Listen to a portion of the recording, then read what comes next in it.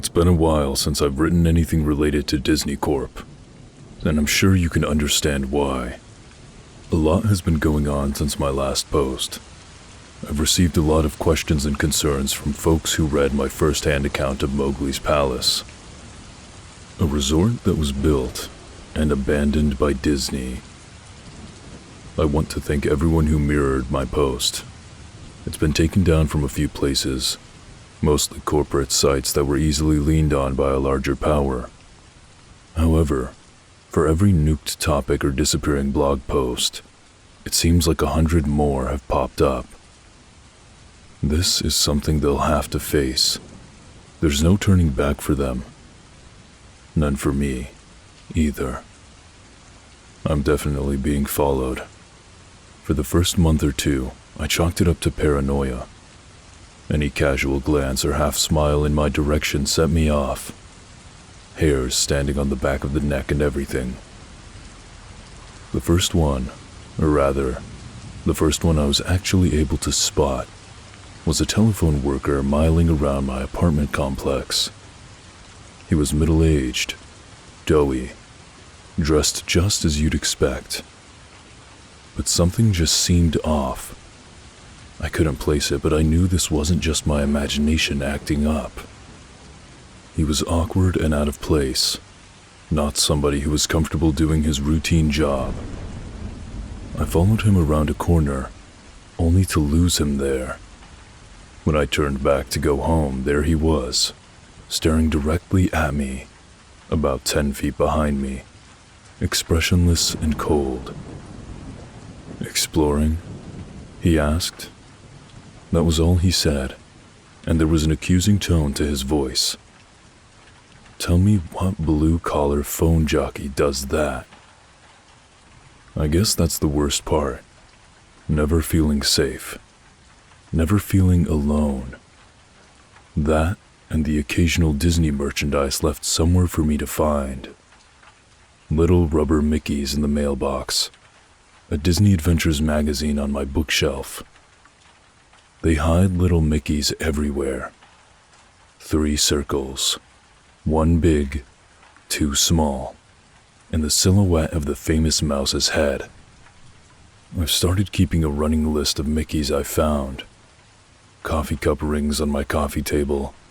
1 big, 2 small. Colored glass bottles left on the doorstep, viewed from the top down. All red. Graffiti on the wall on my way to work. A huge earth, a small sun and moon in the proper locations. They're everywhere. People have emailed me about this as well. If you repost anything I have to say, you're going to start finding those outlines. I guarantee it. The best one by far, one that actually made me laugh because of the horror of it all, was a drawing in chalk next to my car. I was taken aback at first, walking through the parking garage, keeping an eye out for people following me. The outline seemed a perfect match for, well, a murder victim you're probably familiar with if you've read my past posts. Written in yellow, paint, I'm sure, was a single word: retract. The only good thing that has come out of all of this is that I know I'm not the only one who's seen something they shouldn't have. I'm not going to give their names because, well, if I have to tell you why, you haven't been paying attention. Researcher goes to Disney parks whenever he can, all throughout the year. He's not going to have fun or enjoy the rides. He's looking for the gascots. There's been a long tradition apparently of people reporting strange patrons throughout the park. Silent, motionless, staring patrons of every age, shape, and size. Men and women, adults, children and teens. All wearing Disney-themed gas masks. Way back when, Disney would get tons of complaints about oddly dressed folks following others around the park. Folks who would then merge into crowds and disappear. Later on, The gas masks caused folks to draw other conclusions, and reports of possible terrorists and bombers started flowing. All of those reports most likely went straight into the trash can. I know I can't find any sign of any such occasions reported on by the media, although you should be aware of the fact that Disney can pretty much control its press like no other. Researcher goes to the parks, talks to a few people, and tries not to draw any attention to himself. He'll just ask 3 or 4 families if they've seen his friend who's wearing a funny mask. He has yet to see a gascot for himself, though on one occasion, a child pointed him toward Frontier Town. As he raced through the crowd, he heard a single voice ahead cry out, "Mommy, I want a goofy air mask too." A fellow I'll call lifeguard worked in a Disney water park from 2001 through 2003. He stood at the top of a huge water slide and made sure none of the kids got too rowdy. He passed the kids through, one at a time, telling them over and over again to be safe, keep their arms in, and so on. One day, as he tells it, this fat kid goes down the tube and doesn't come out the other end. He sent 2 or 3 kids after. The whole thing moves at a steady clip, so naturally you'd expect that if Fatty got stuck, the kids that followed him were stuck too. Not so. Only the big kid disappears. Everyone else comes out the other end, cheering and splashing like nothing's wrong. The lifeguard shuts down the slide, much to the aggravation of the kids waiting. Before he can go through any of Disney's strict procedures, splash. Fatty finally comes out. Staff members pulled the kid out of the water. He sank like a stone when he hit, his skin already blue and his eyes wide. All he would say was, "No face, kids," and "Stop squeezing." The kid was okay, in case you're wondering. He got carted right off to the medical center. When lifeguard was told to open the slide back up, he made a big stink about how it clearly wasn't safe. Despite his complaints, he was threatened with firing and begrudgingly opened the slide again. From that point on, he kept a closer eye on the kids. Every so often, they'd come out in the wrong order. Never as stunned as the fat kid, but always with a vague look of concern. A dreamy, half stupor that seemed as if they were trying to figure out what was reality. They'd take on some water and choke a bit, and they'd never come back up to ride again. I read his emails with the same sort of unease you might be feeling right now. I wanted him to share his own story, but in the end he didn't want to expose himself that way. I can't say I blame him. Snow White, which wasn't the actual role she played, was a character in the park. She had a nice little tidbit for me. You know what happens when a costumed employee drops dead in his suit? Like, one second he's taking a picture with little Jimmy, and the next he's had a fatal stroke. A second costumed mascot in the area has to sit with the corpse on a curb or bench and wait for a designated dry cleaner to arrive and cart the body away in a discreet manner. All the while, patrons have no idea they're sitting with a dead body for photo ops. Feel free to check your photo albums at this point. That was bad, but another fellow, Janitor, went completely off the creepy charts. Disney World, and probably others, is built with a series of underground tunnels just below your feet. 3 stories worth. Anything and everything you can imagine is down there, for use of the employees.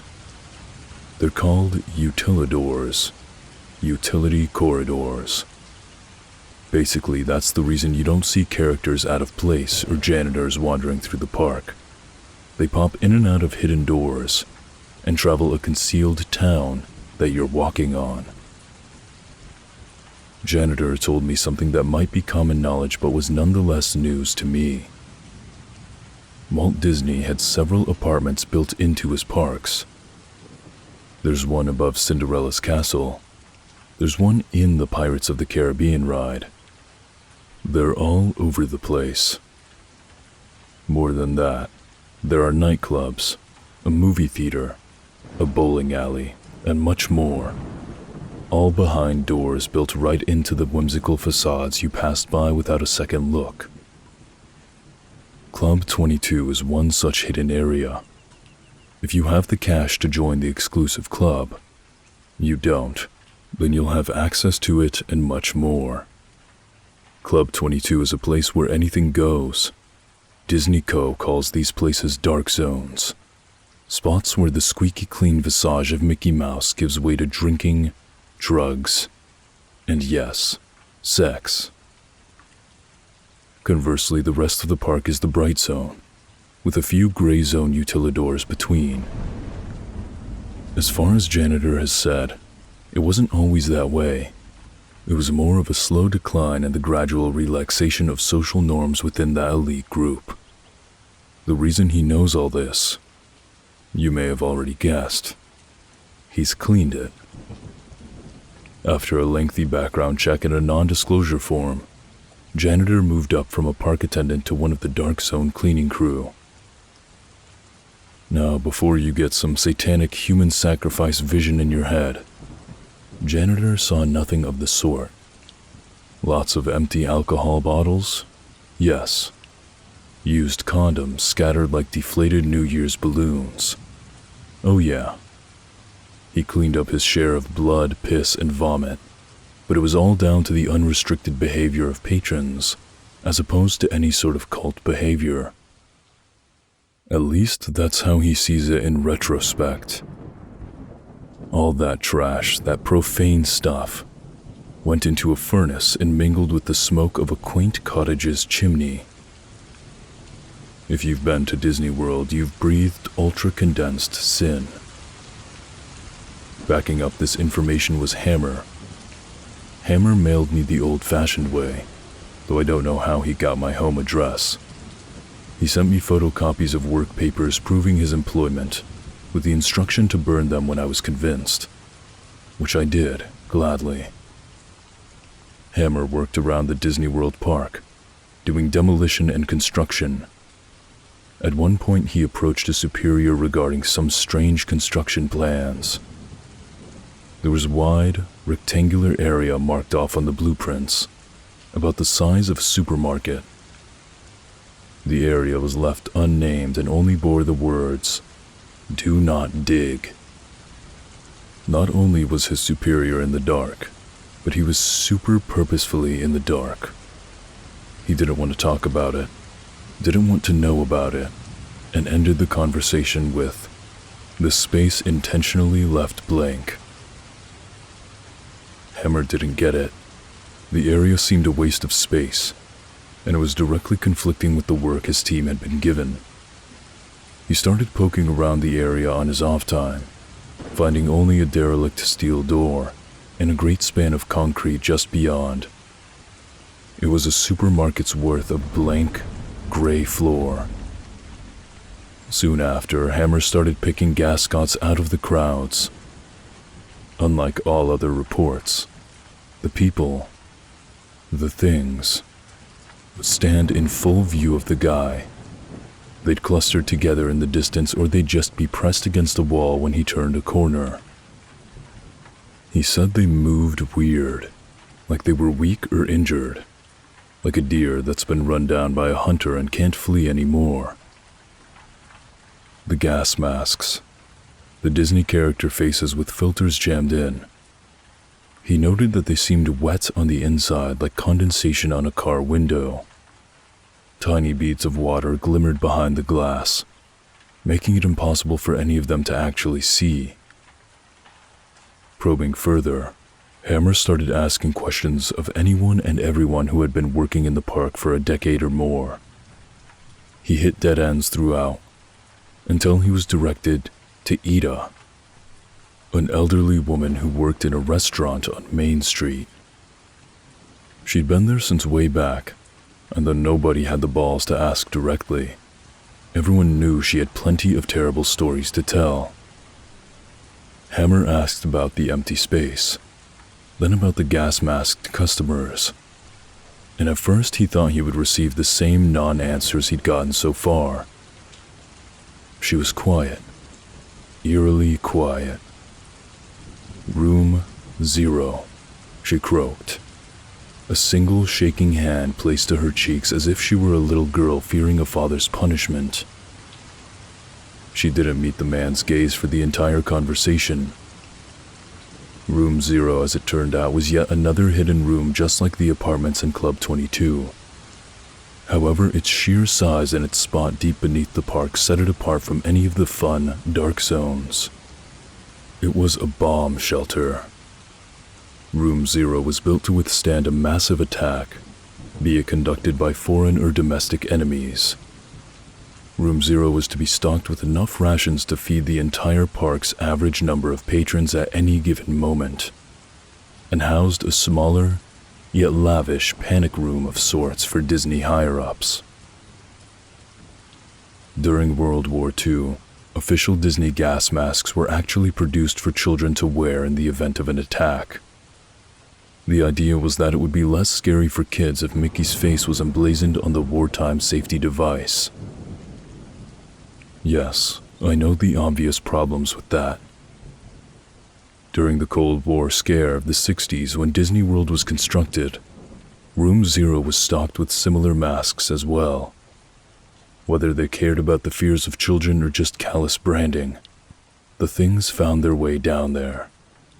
What's more, some genius decided that kids would then be frightened by the gas masks their parents wore, and so all masks, adult and child, were made to comply to this insane standard. Ida described it as treating a wound with lemon juice. None of this explained what Hammer had been seeing, though. Not only the seemingly supernatural appearances, but the emptied-out room as well. "I've been in there," he explained. "There's nothing but a cement floor and 4 walls." "No." Ida shook her head and covered her mouth, stifling a sob. "You've been on top of it." Someone or something sounded the alarm one day when the park was at full capacity. The warning was clear. It was supposedly an air attack. Security ushered everyone down into the tremendous shelter. There they were ordered to put on their masks and hunker down for the duration of the assault. Everything was quiet for about 30 minutes, save for the crying children and the frightened whispers. No one wanted to die, and they were thankful, in a way, for the strange measure of safety. Then the first scream rang out. "Hey," a man shouted. "Quit pinching." Waves of shrieks and yelps rippled through the crowd, from one wall to the other, back and forth. "Who's running around? Settle down," someone hollered. "Who's laughing? This isn't funny." "Ow, who stepped on my foot?" Despite security guards urging to calm down and keep their cool, the crowd became more and more agitated until finally, after nearly an hour of madness, the lights flickered, then died. What followed could only be described as utter chaos. In the dark, only the wails of the young and the anguished cries of adults could be heard in a massive swelling din that bloodied the ears of all within that black echo chamber.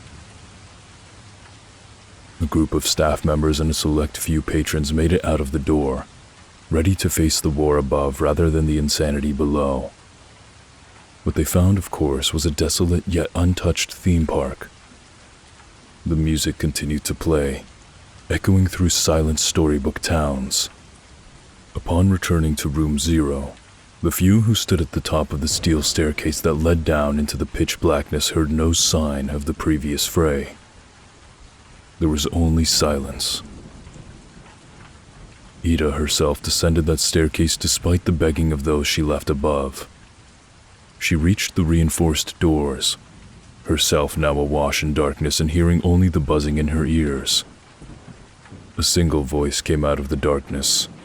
The echo made it impossible to tell whether the mocking, raspy voice was at the back of the bomb shelter, or if it was right in front of her face. "Shut the door, dear. You're letting out the cold." Gripped by terror, she did just that. Within days, the entire thing, shelter, staircase, all of it, was covered with feet upon feet of cement. Air systems and generators above its ceiling were removed, creating the large empty space. "They're all still down there," Ida told Hammer. "Down there with whoever that was." You might notice I've used Ida's name. Unfortunately, she passed away soon after telling her story. Accidental fall, supposedly, after getting out of bed to turn on a light. Such a company devotee, the paper reported, that her entire bedroom was covered with Mickey silhouettes. So that was Room Zero by Slimebeast, the second story in the Abandoned by Disney series. This one actually I thought was better than Abandoned by Disney. Abandoned by Disney is such a classic story on its own that I think most people don't even realize that there are sequels to it. Personally, I thought it was better.